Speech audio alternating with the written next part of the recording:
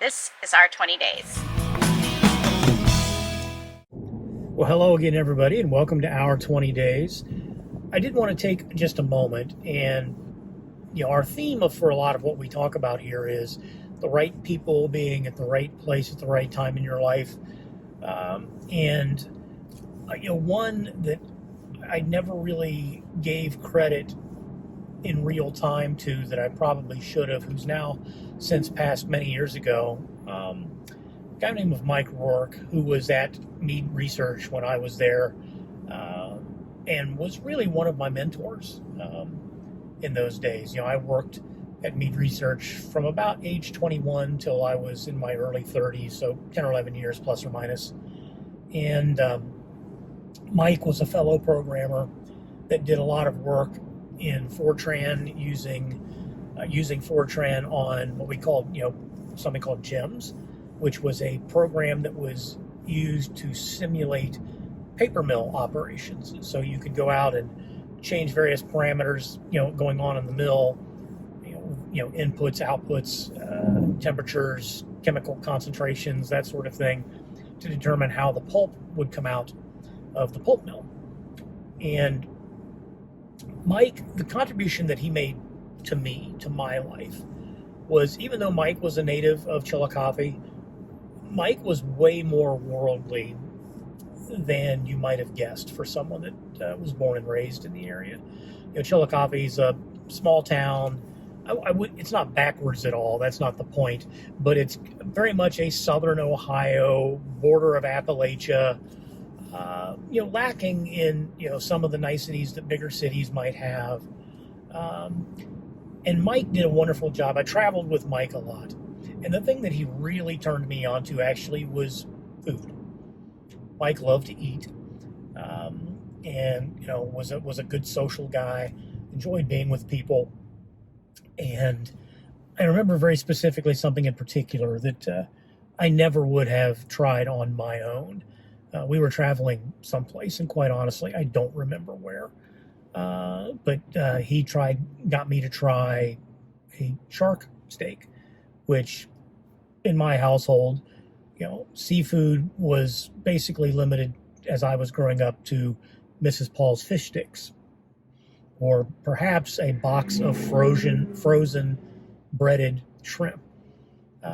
So he got me to try some seafood. I remember he and I made a trip to Boston to go to a seminar that was being taught by two of the lead engineers on the space shuttle program. So again, this would have been somewhere probably around 1990 plus or minus. First a bit about the class. So we show up to the class. There's about 30 of us in there, and the instructors start off with showing an integral calculation that had to be, the width of a whiteboard, tons of data there, and it reduced to something, I'm going to make this up, but something just simple like x equals 4 after like 3 steps. And, he's up there talking about, this is the type of work we're going to be doing this week. And, and he says, the math here is obvious.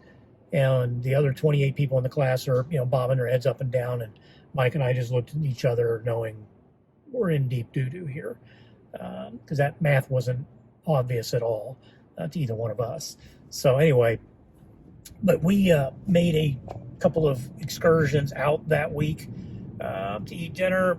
I remember going to a chain, might even still exist, I haven't looked lately, in Boston, called Legal Seafood. So kind of a popular seafood chain in the greater Boston area. And he ended up getting me to try something called clam chili. It was just standard issue chili, tomato-based, beans, spices, and instead of beef of some sort in most chilies that I'd ever had, matter of fact, the only chili I'd ever had beef in it, it had clams.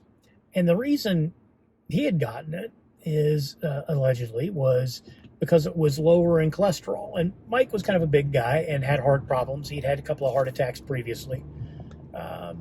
So, he was doing it ostensibly for his health, and he got me to try that, and I loved it. And over the ensuing years, You could order that stuff from Legal Seafood and have it shipped, in a frozen package. And I did that probably 2-3 times a winter as something to eat that was different than the normal course of stuff that we would have in Chillicothe, Ohio.